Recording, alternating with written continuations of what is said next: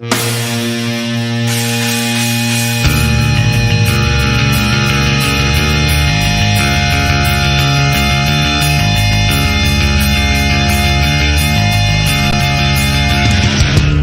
Never Die, le voilà donc, ce fameux bouquin écrit par Hubert de Metallica et Charlie et Badr de Metal Orphan. Metal Never Die, c'est ni plus ni moins qu'un manifeste visant à attester, à démontrer que le métal 2.0, comprendre le métal compris entre 1999 et 2019, a les épaules suffisamment larges et les reins suffisamment solides pour pouvoir assumer le glorieux héritage de nos aînés des années 70, 80 et même 90, on va y revenir un tout petit peu plus tard. C'est un projet qui a beaucoup enthousiasmé la communauté des abonnés de Metallica, vu que c'était une campagne de financement participatif. Ils avaient besoin de 30 000 €, ils en ont récolté quasiment 4 fois plus. Donc c'est un beau succès, un grand succès. Du coup, ils y ont été au niveau des goodies, les médiators Metallica, les bracelets éponges, les ouvre-bouteilles, le fourreau en métal, vraiment, ils ont été nickel à ce niveau-là, et ils ont réinvesti l'argent qu'ils avaient gagné, enfin qu'ils avaient récolté, en l'occurrence. En ce qui me concerne, j'ai pris la version numérique. Comme je procrastine beaucoup, je m'y suis pris le dernier jour, et j'avais pas spécialement 35 boules à mettre dans le livre, donc du coup j'ai pris la version numérique à 15 €. Petit détail au passage, vous auriez pu éviter cette formule mouillée de condescendance et à l'humour un petit peu mal placé, quand vous avez dit ceux qui ont pris la version numérique, vous serez amputés de quelques pages, sans préciser le nombre d'ailleurs, c'est votre faute, vous aviez qu'à donner plus. Voilà, dans la mesure où vous aviez largement atteint votre objectif et que vous n'aviez pas spécialement de justificatif visant, vu qu'il y avait un faible nombre de personnes qui s'étaient saisies de la version numérique, voilà. J'ai trouvé ça pas terrible. Ça n'aura de toute façon pas d'impact sur la suite de mon analyse de ce livre. Une analyse qu'on va découper en 2 temps.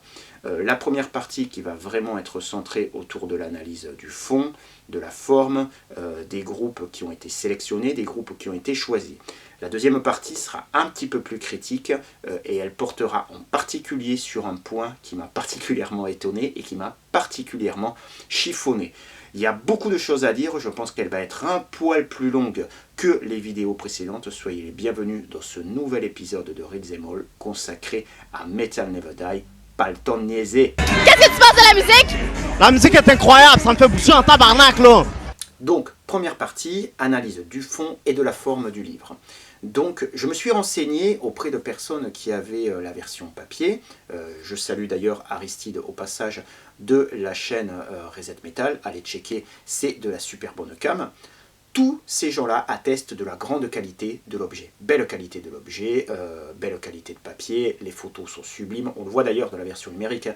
Les photos sont sublimes, on voit qu'ils ont acheté de belles photos, belle mise en page, vraiment superbe couverture, il n'y a rien à dire, c'est un très bel objet.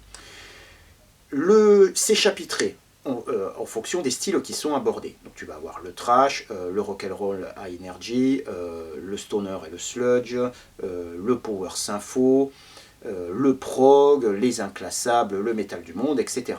À chaque fois, tu vas avoir Hubert qui va assez logiquement se tailler la part du lion en décrivant 4-5 groupes, et les Metal Orphan qui eux vont avoir des petits encarts de chronique.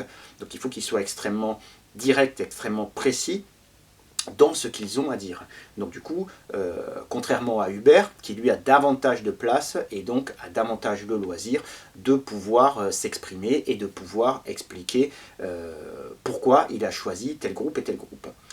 Les groupes justement, alors on va avoir dans les inclassables par exemple, on va avoir Gojira, on va avoir Machine Head, Avenged Sevenfold, on va avoir Ghost, on va avoir ensuite Amon Amarth, Devin Townsend, Arch Enemy, Dragon Force, Airborne, Lost Society, Municipal Waste, Toxic Holocaust, Avoc.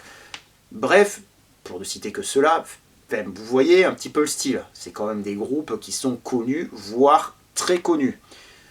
Les Metal Orphan, eux, ils parlent de groupes qui sont un petit peu moins connus, donc ça équilibre un petit peu le tout. Mais ça reste quand même des groupes relativement tête de gondole, relativement mainstream. Et c'est pas, je critique pas ça, parce qu'après tout, voilà, il écoute les groupes qu'il a envie d'écouter, il écoute la musique qui lui plaît, et il n'y a pas à discuter à ce niveau-là.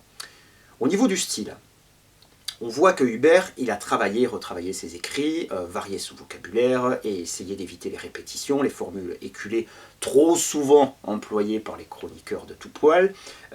Et donc du coup, par moments, il y a un côté un peu scolaire, mais c'est toujours mieux que quelqu'un qui va avoir bâclé son boulot. Et du coup, comme il est légitime, forcément, dans son projet, vu que sa communauté l'a soutenu financièrement et l'a porté vraiment dans ce projet. Donc lui, il se sent légitime, il se sent en confiance. Et du coup, il parle pas mal de lui, en disant, voilà, ben moi, quand j'ai découvert le thrash, quand j'ai découvert tel groupe, ça a participé à ça, à ma construction musicale, j'ai vu tel groupe en concert, j'ai ressenti telle émotion, etc., etc. Il se met beaucoup en avant, ce qui est logique, et ses fans vont certainement être ravis de le retrouver autant en avant dans ce livre-là. L'écueil que ça a un petit peu, c'est que quand tu parles de toi, de tes émotions, de ton ressenti, de ta vie, tu as tendance évidemment à réduire ton champ de vision et tu as un petit peu des difficultés à prendre du recul par rapport à un sujet établi. Même s'ils disent que ce livre n'est pas une encyclopédie exhaustive des groupes de métal 2.0 qui comptent, malgré tout, tu es obligé de mettre ton sujet en perspective par rapport au passé, par rapport aux 30 ans qui précèdent d'histoire du métal, pour voir un petit peu comment le métal 2.0 est par rapport aux années précédentes. Et c'est précisément sur ce point-là qu'il y a quelque chose qui me dérange beaucoup. Et ce point précis, il apparaît dès l'introduction, et afin que vous compreniez bien ce que je veux dire, je vais vous lire ça ne va pas être très long, mais je vais vous lire une partie de l'introduction afin que vous situiez bien ce qui m'a dérangé dans cette introduction. Ce livre ne va pas se souvenir de comment c'était mieux avant. Il n'est pas non plus une anthologie d'un passé enterré par la Grande Dépression des années 90. C'est vrai qu'on lui en veut beaucoup à cette décennie maudite, en raison de son grunge assassin qui sonna la fin de la récré et de son néo-métal sans grâce qui jouait poussivement les prolongations. Michael Romeo, le guitariste de Symphony X, groupe de power metal créé en 1994, a plus ou moins tout résumé de cette époque lorsqu'il fit cette observation. Quand on a commencé, c'était une période bizarre. On aurait presque dit que plus mal tu jouais de la guitare, mieux c'était. Je ne comprenais pas. Les trônes sur lesquels étaient assis les guitares héros furent brûlés, les solos bannis du royaume et l'accordage trop haut jugé criminel. L'inquisition musicale était à l'œuvre, condamnant l'hédonisme et la légèreté. Gare aux insoumis, qui osaient encore arborer des cheveux longs, du cuir, des tenues trop moulantes ou un jeu de scène trop voyant. De la servilité dépendait la survie. Alors ils se sont soumis. Metallica a plié le genou en sortant Load et Reload, Iron Maiden a baissé la tête avec The X Factor, Megadeth s'est incliné avec Risk, Testament s'est couché avec The Ritual et ils n'ont pas été les seuls. Pas étonnant en voyant tout ça que certains se soient dit que le métal était en train de mourir. Peut-être aurait-il pu s'il n'y avait pas eu des groupes comme Pantera pour le sauver. Le metal god Rob Halford lui-même, Judas Priest, ne s'y est pas trompé le jour où il a déclaré « On ne pourra jamais assez insister sur l'importance qu'a eu Pantera de le sauvetage du métal au cours des années 90. Il a capturé le véritable esprit du heavy metal. Le métal des années 90 avait besoin de Pantera, qui a été un tremplin pour tellement de groupes après ça. » Et oui, il est possible de trouver un peu de positif dans cette décennie maudite. Et oui, il est possible de trouver un peu de positif dans cette décennie maudite. Quand j'ai lu ça, je me suis demandé sur quelle planète vous habitez et qu'est-ce que vous écoutez comme métal. Parce que les propos qui sont tenus là, l'introduction continue après, mais il n'y a rien qui vient un tout petit peu en disant qu'il y a des groupes comme Faith No More, Infectious Groove, Rage Against the Machine, un petit peu ce côté fusion qui ont eu du positif sur les années 90, mais il n'y a pas grand chose d'autre. Et encore dans la suite du bouquin, il revient à plusieurs reprises pour mettre des tacles aux années 90. Mais sauf que quand tu dis ça, tu omets tout un pan de l'histoire du métal des années 90. Et quand je dis un pan, c'est pas un petit bout de l'histoire.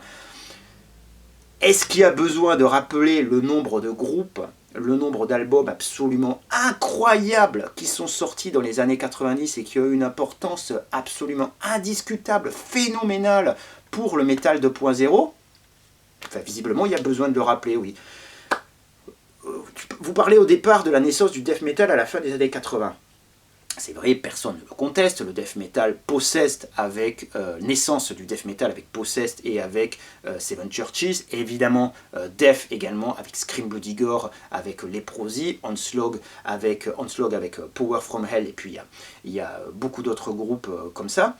Mais vraiment le death metal archétypal, comme lorsqu'il naît avec Morbid Angel et Altar of Madness en 1989, hop, dans les années 90, ben, tu as tous les grands classiques qui voient le jour. Obituary avec Cause of Death, Cannibal Corpse avec Butchered at Birth, avec Tomb of the Mutilated avec The Bleeding, Morbid Angel avec Bless Are the Sick, avec Covenant, avec Domination, avec Formulas Fatales to the Flesh, Decide avec Légion, avec Once Upon the Cross, Death avec Human, avec Pattern, avec tous les autres groupes, tous les autres albums qui vont suivre. Il y a les Incantation, il y a les Immolation, tu as Massacre avec From Beyond, tu as Mental Funeral avec Autopsy. Vraiment, pour ne citer que ces groupes-là, ce sont vraiment des classiques absolus qui sont tous sortis dans les années 90. Et là, je reste au niveau des États-Unis. Tu traverses l'océan, un petit détour par l'Angleterre, avec rien de moins que des excellents albums de Carcass des années 90, de Napalm Death ou de Balls Thrower, rien que ça. Tu arrives en Suède, qu'est-ce que tu as? Naissance du death metal suédois, avec Entombed, avec Grave, Unleash, Dismember, la naissance du death mellow à la suite, avec In Flames, avec Dark Tranquility, avec At the Gates, avec Amon Amarth, avec Arch Enemy, la naissance du black metal norvégien, avec les Burzum, les Mayhem, les Emperor, les Enslave, tous ces groupes-là qui vont engendrer la scène black metal française, qui vont engendrer la scène black metal polonaise, la scène black metal grecque. Qu'est-ce qui se passe en Amérique latine? Sepultura explose avec Chaos ID dans les années 90, et ça va entraîner toute une foule de groupes de l'Amérique latine, notamment Angra, qui vont sortir des albums absolument géniaux dans les années 90. Naissance du stuff, explosion du stoner, explosion du sludge, le métal industriel avec Psalm 69 de Ministry, Nine Inch Nails qui commence, pour ceux qui aiment, Nine Inch Nails qui rentre dans la boucle, Rammstein qui sort ses premiers. Et là, je reste vraiment, c'est vraiment les incontournables, les albums et les groupes qui sont véritablement les plus connus. Je comprends pas que vous ayez occulté ce pan de l'histoire qui est quand même absolument énorme et qui est vraiment d'une importance sans pareil sur la suite. Moi, j'ai grandi dans les années 90. Et j'ai écouté la musique, le métal dans les années 90, c'est là que j'ai commencé à écouter du métal. Quand t'avais des mecs qui venaient nous dire ouais ben nous dans les années 80, voilà, qui avaient écouté du hard rock dans les années 80, qui disaient ouais nous écoutait Def Leppard, c'était de la vraie musique, c'était pas Cannibal Corpse, ils savaient jouer de la guitare, c'était pas de la merde où les mecs il faut que crier. C'est sûr, un mec qui écoutait du hard rock dans les années 80, quand il a vu débouler le death metal, il s'est dit mais c'est quoi ce truc là? Donc logiquement qu'eux ils détestent, ça me paraissait totalement normal. Mais les jeunes 2.0, les métalleux 2.0, les groupes, enfin, tu regardes au Hellfest, sur les main stage, des groupes comme Amon Amarth, Arch Enemy, enfin, c'est des groupes qui jouent à 8h du soir. Donc le métal extrême des années 90, il a été digéré, ingéré, enfin maintenant c'est quelque chose de tout à fait admis, de tout à fait normal. Et les racines de ces groupes-là, Angela Gossom dans le livre là sur le death metal, oh putain, Chosen Death, voilà. Angela Gossom de Chosen Death, elle en parle, en parlant de l'influence qu'a pu avoir les lyrics de Chris Barnes et Cannibal Corpse dans sa construction musicale. Donc vraiment, je comprends pas. Vraiment, c'est difficile pour moi de comprendre. D'autant que parler du grunge et du néo, mais moi j'ai écouté Soundgarden, Alice in Chains, Nirvana, Korn, Deftones, et même Rancid, mais ça m'a pas empêché, Prodigy, mais ça m'a pas, c'est pas pour ça que j'ai craché sur Megadeth, que j'ai brûlé mes albums d'Autopsy, ou que j'ai renié toute une partie Motorhead ou toute une partie de ma culture métal. Tu pouvais très bien écouter du grunge et écouter d'autres styles de métal à côté. T'as toujours eu des mecs qui étaient vraiment enfermés dans des courants musicaux, à écouter qu'un seul style, à être vraiment accroché au death metal ou accroché au black, mais tout le monde n'était pas comme ça. Et les mecs qui étaient juste destinés à suivre des modes, c'était pas véritablement des mélomanes, c'était pas véritablement des métalleux. C'est un peu caricatural quand c'est vrai qu'au début des années 90, tu pouvais avoir des mecs comme Bret Michael de Poison ou Vince Neil de Motley Crue qui pouvaient dire, voilà, nous on était, enfin, je crois que c'est Bret Michael qui disait ça, j'étais au volant de ma Ferrari, je roulais sur Sunset, j'écoutais la radio, je suis tombé la première fois sur Smell Like Teen Spirit, j'ai trouvé le morceau sympa, mais je n'imaginais pas que ça allait être à ce point un raz de marée qui allait ringardiser, bousculer tout sur son passage. Mais c'est sûr, tous ces groupes-là, les Guns, Motley, Poison, tout ça, ils avaient été portés par la vague glam, et puis au bout d'un moment, ça s'est arrêté, et une autre est arrivée derrière. Mais pourquoi faut pas se plaindre de ça, c'est tout à fait normal. La pire attitude à avoir, c'est d'essayer de se raccrocher aux branches, de remonter sur la vague, en faisant un album dans l'air du temps. En général, c'est quand les groupes, c'est toujours ce moment-là où les groupes, ils se couvrent de ridicule, mais les Cannibals, les Ministry, les Burzum et tout ça, ils pensaient qu'ils en avaient quelque chose à foutre de Soundgarden, d'Alice in Chains et du grunge et du néo, ils en avaient rien à branler, et ils avaient bien raison, ils faisaient la musique qu'ils voulaient faire, ils ont sorti les albums qu'ils voulaient sortir, et ça a conduit, voilà, à tout un héritage absolument incroyable, absolument pharaonique. Pour moi, c'est une vision un peu biaisée de l'histoire, de même pour les groupes mainstream qui ont baissé leur froc dans les années 90, la situation d'un Metallica, d'un Testament, d'un Megadeth et d'un Maiden, ça n'a rien, ils n'ont rien à voir les uns avec les autres. Maiden avec The X Factor, il n'y avait plus Dickinson, il se ramassait banane sur banane parce que l'album n'était pas terrible et surtout parce que Bailey il faisait connerie sur connerie et qu'il chantait comme une merde. Donc c'était ça la réalité de Maiden à ce moment-là. Et c'était pas spécialement en lien avec ce qui se faisait à l'époque. Megadeth, Mustaine, il l'explique très très bien dans son autobiographie. Il dit que lui, et c'est ça qui est formidable chez ce mec, c'est que lui, il a adouci sa musique, il a ralenti le tempo, mais que personne ne lui a demandé. Il a fait ça tout seul comme un grand. Donc il en a quand même particulièrement honte. Et Metallica, avec Load, il faut se rappeler que 1996, le grunge, c'était quasiment la fin de la mode grunge, c'était le début véritablement du néo, et surtout c'était l'album, le moment où est sorti Fat of the Land The Prodigy, et où tout le monde croyait à cette époque-là que l'avenir du métal c'était le métal électronique et le métal techno. Et tout le monde pensait, d'ailleurs les Fear Factory et tout ça, Fear Factory sortait à chacun de ses albums un album de remix, c'était vraiment dans l'air du temps. Et Metallica, en sortant Load, ils ont sorti un album qui était complètement anachronique par rapport à l'époque où c'était, par rapport aux années 1990. Et c'est probablement, d'ailleurs à mon sens, avec le recul, c'est un bon album, c'est probablement le dernier album véritablement sincère de Metallica, parce que c'est le dernier où il y a une évolution. Après, ils ne feront que retourner en arrière. Je parle pas trop de Reload, parce que c'est un peu les chutes, les phases B, puis il est quand même beaucoup moins bien que Load, à mon sens. Mais tous les albums qui suivront, ça sera un retour en arrière. Sauf qu'ils ont plus la fougue, plus l'inspiration, et plus nécessairement l'envie, je dirais, de produire une musique comme celle qu'ils faisaient quand ils avaient 20 ans. Alors que Load, on dirait que ça correspondait vraiment à leur trip, ils avaient vraiment envie de se faire ce hard rock bluesy, et les chansons sont bonnes. Donc la situation de Metallica par rapport à celle de Maiden et tout ça, voilà, pour moi ça se compare pas trop. Et donc je trouve ça vraiment dommage, parce qu'il y a des jeunes qui vont découvrir le métal avec ce bouquin, il va y avoir toute une partie de l'histoire qui va manquer, et toute une partie de l'histoire qui est tronquée, et une partie importante, c'est pas un détail, hein, tout ça là vraiment sur cet héritage des années 90, c'est pas un détail pour ce qui va suivre après pour le métal 2.0, et c'est d'autant plus dommage que je sens vraiment en plus Hubert comme quelqu'un, quand j'ai lu le bouquin, je me suis dit c'est quelqu'un en plus qui est sincère, qui a vraiment envie de porter ce métal 2.0, de dire il y a des super groupes, et on a vraiment des groupes de qualité actuellement, faut les soutenir, et il a raison, il a 1000 fois raison. Bien sûr qu'il y a des groupes de grande qualité, des groupes de métal 2.0, il y a des très grands groupes, des groupes vraiment très originaux qui produisent un métal qui est novateur, qui fait avancer le style.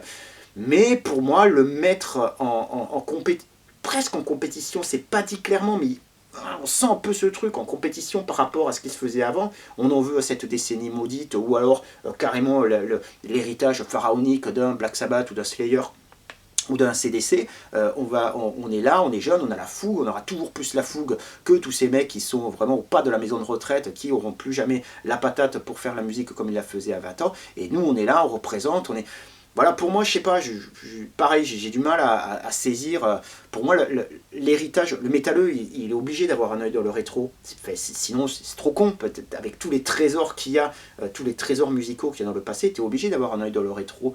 Et du coup, plutôt que de voir l'héritage d'un Black Sabbath ou d'un Slayer ou d'un AC/DC comme quelque chose d'absolument pharaonique, insurmontable, il faut le prendre pour ce que c'est. Un trésor d'albums absolument magnifiques qu'il faut prendre comme des cadeaux. Et puis se dire, bon ben voilà, nous on est là, effectivement on est fort, on est inspiré, et ben on va faire la musique qu'on a envie d'entendre, la musique qu'on a envie de faire, sans forcément se dire, voilà, on va se comparer à nos glorieux aînés en montrant que nous aussi on est très fort. Il ne s'agit pas de le dire, il s'agit de le faire, et de sortir des albums de qualité, et il y en a qui le font très très bien, et c'est ces groupes-là, voilà, que je pense même les mecs au moment qui ont pris un petit peu d'âge, continuent d'avoir envie de supporter.